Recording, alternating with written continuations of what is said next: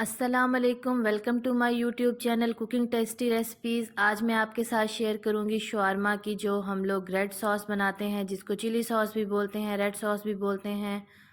Channel को subscribe करो, like करो और शेयर करो, कमेंट करो। तो रेड सॉस बनाने के लिए जो चीज़ें हमें ज़रूरत है, उसमें मैं एक अदद छोटे साइज़ की प्याज ले लूँगी। उसकी कटिंग कुछ इस तरह से कर लूँगी। 2 अदद मेरे पास हैं लहसुन के जवे, जिनको मैं काट के इसमें ऐड कर लूँगी। और इसके साथ ही इसके अंदर मैं ऐड करूँगी तकरीबन हाफ़ टी स्पून से कम मेरे पास है नमक। 2 से 3 चुटकी आप इसको वो कर सकती हैं, डाल सकती हैं। इसके साथ ही इसके अंदर मैं 1 टेबल स्पून ऐड करूँगी ज़ीरा पाउडर, और इसके साथ ही इसके अंदर मैं डालूँगी 1 एंड हाफ़ टेबल स्पून सुरख मिर्च है।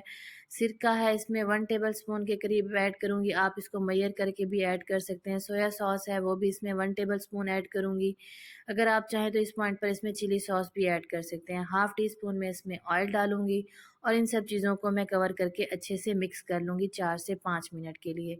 वाइट सॉस की रेसिपी भी मेरे चैनल पर अवेलेबल है, आप आई बटन पर क्लिक करके हासिल कर सकते हैं। तो ये देखें, 3 से 4 मिनट इसको अच्छे से मिक्स कर लेने के बाद एहतियात के साथ मैं इसका ढक्कन खोल लूँगी और इसको मैं एक बर्तन में शिफ्ट कर लूँगी।